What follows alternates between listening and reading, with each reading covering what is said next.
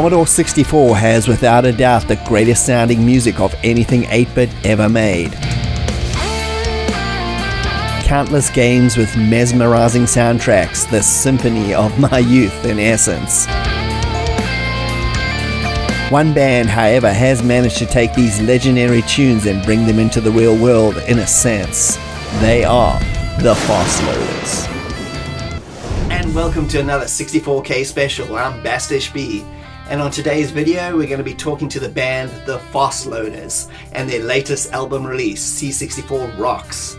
So not only are we going to talk about this new album, I've got an interview with the lead guitarist of the band, Jarle. He'll talk about the creation of the band itself, how they go about taking these classic Commodore 64 tunes and bringing them to a modern audience, and of course talk about the latest album.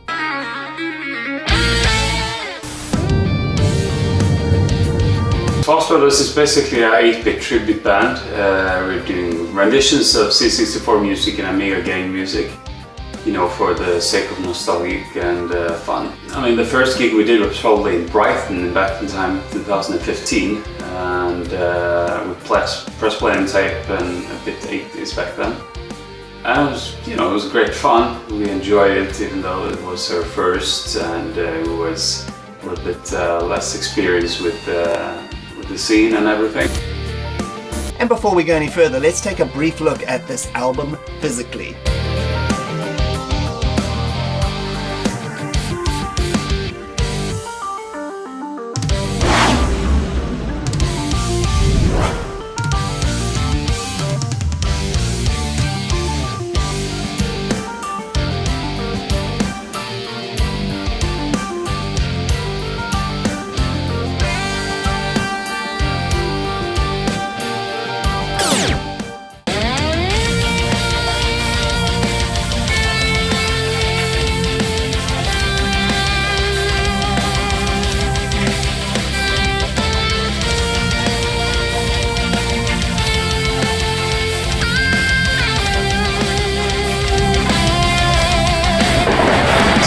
Go a long way back. Me and Jarle, for instance, we've probably been buddies since like 5 years of age. We met each other, we were neighbors and hanging out back in the day, and you know, both of us were into gaming in a certain period of times, and we hang out and play these games and even play some of the game music, or tried to play some of the game music back then. And later on, to know Jarle and Olsen, we got together, and basically I think the first time we got together as a band probably was when we started the preparations for Ninja Musicology in probably 2013, when we started recording that.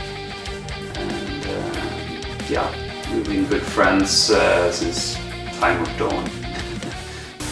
And so have you really seen, this album is a triple CD pack.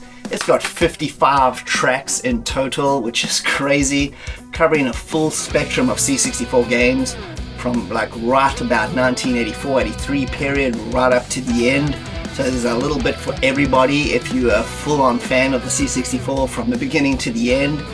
What is cool about this also is that they've taken tracks that you obviously will know, and then also there's quite a lot of tracks here that I'd actually never heard before, which is a real treat for me. But especially tracks like the smaller tracks, like say for the Bruce Lee interpretation. Bruce Lee, if you know, the music is pretty short. It's probably about 30 or 40 seconds long at the most. And they've taken that kind of tune and they've added to it to make it a full-on song, and then brought it back at the end. So they've kind of taken even like the smaller ones and kind of made them richer and a better experience, which is amazing. Also games that had very cinematic kind of sound, if you know what I mean, something like Forbidden Forest or something. They've taken that and they've given it an orchestral sound, you know, probably what good old Paul Norman originally envisioned when he made that track. So these are things that just, it's just amazing to hear these tracks in this kind of style. Well, London seemed like the proper place for it, because it's, you know, it's central and it's easy to get to London. A lot of flights go to London, and also the UK scene is huge. So back in the day it was basically the biggest scene there in UK. And also we go back to the underworld. We did the first Ninja Musicology release party there in 2016. So for us now to go back at the underworld and do a second gig there is, you know, kind of special. So you're getting all the heavy hitters as far as artists are concerned, you know, Rob Hubbard, Jerome Tell, Martin Galway, all that kind of stuff. All the stuff you really expect to be on here, and the games you really, you know, you probably load up just for the music sometimes. But I like some of the little bit more obscure ones that have excellent soundtracks that just don't get celebrated enough. Stuff like Hysteria or Savage or even Firelord. These are all like games that have really fantastic soundtracks as well. They get a little bit lost in the shuffle because the C64's music library is so insanely good that people often forget about these ones. And what I like is that the amount of care that's gone into giving these a little bit more obscure tracks, the amount of time and effort you can tell that's been put into making them as cool as they can sound right now is it's just as much as they put into, say, like Exploding Fist. So it's just a lot of effort and time, and for me personally, I just really appreciate that. Oh, the new album C64 Rocks is massive. It's the biggest project we've ever done and probably ever will do. It's 55 tracks basically, and it's almost 4 hours of music. We're taking the tracks that we believe have the most nostalgic value for us as a band and try to do our best renditions of these tracks as possible, you know.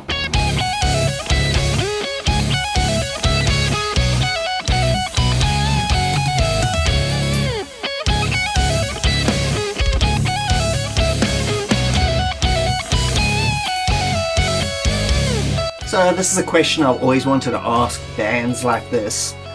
There's always a point when you remaking or, you know, remixing an old music track is how far do you actually go before you kind of lose the essence of what the original track was. You know, you're bringing it back to making it modern, but at the same time, if you go just that a little bit too far, you know, the track doesn't have that same feel or even that same sound. I wanted to know from Jarle, like, how do you go about cutting it off? Well, first of all, it's quite time consuming because thinking you have to pull these tracks apart completely before you can start even arranging them. So the first step is transcribing all the tracks. You know, they're in SID, in this case, there are 3 tracks we need to transcribe, and all the notes need to be 100% correct. I mean, at least I think so, because then you pay the right tribute to the original. You don't want to skip notes or like add notes that is not necessarily on the main melody. So I focus on the main melodies and then I arrange from that. You know, then afterwards start the arranging process, which for me is the most time-consuming process and most demanding process. To take these tracks and make actual music out of it. You know, you can add chords because there was no chords on the SID, arpeggiators to mimic these chords, but sometimes there is not. You know, it was for a certain reason C64 Rocks was more challenging than Amiga Rocks, because Amiga is MUD, so it's more information on the music itself. You have chords, you have basic samples and stuff, but on the SID tracks there is nothing. You know, you just have 3 tracks and that's it. You know, after the arranging process of the tracks, you can start to demos and record each track and eventually turn into a song. Some of the songs though are, I mean, not even songs, it's just like snippets of 30-40 seconds and then it repeats.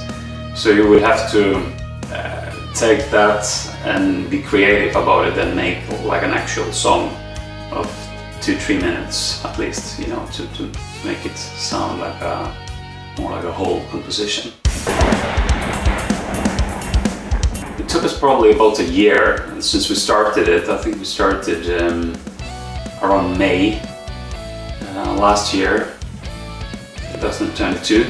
And then I started the transcribing, the arranging and everything, and I can't remember exactly when I finished that, but I think I spent months with those things, and eventually Bjarte started recording the drums, and he sent the drum tracks, and I started recording, finding the keyboard sounds and recording guitars and all that. The recording process itself, the guitar recording and drum recording, it went pretty fast.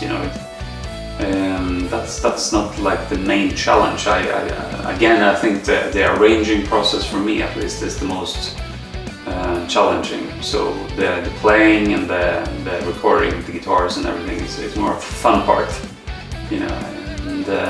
but it took us, from everything, if you sum everything, probably about more or less a year from we started from scratch till the final product was out. So you obviously want to know what my overall impression of. It's fairly obvious. I absolutely love this album. I was actually one of the Kickstarters that helped kickstart this, and money well spent. I just recently got this. I've had the digital version for about a month now, and I've been listening to it on and off through headphones, and it's just freaking awesome. If you love the old C64 and you want to hear like modern interpretations of it, don't let that dissuade you. Don't think it's taken something and it's made it something that it's not anymore. These are just fantastic kind of modern rock versions of tunes that you are probably ingrained in your mind from playing these games so much. It's really good. I've got a couple of the other albums. You should definitely check those out. The Last Ninja ones are absolutely amazing. Oh, I love those. I've listened to them so many times. If you're a C64 music fan and you love the SID, then this is a must-get album. And if you want to buy the album, check out c64audio.com for both physical and digital versions. And also check out the rest of the Fastloaders releases, such as the excellent Amiga Rocks and Ninja Musicology, plus much more. And links will all be in the video description. And that's it. I hope you had a good time. Please check out the video description if you want to buy the physical album or the digital release. Thanks for joining me, Bastish B at 64K. I hope you had a good time. And if you can please like and subscribe, that'll be greatly appreciated. And I'll see you next time. Cheers.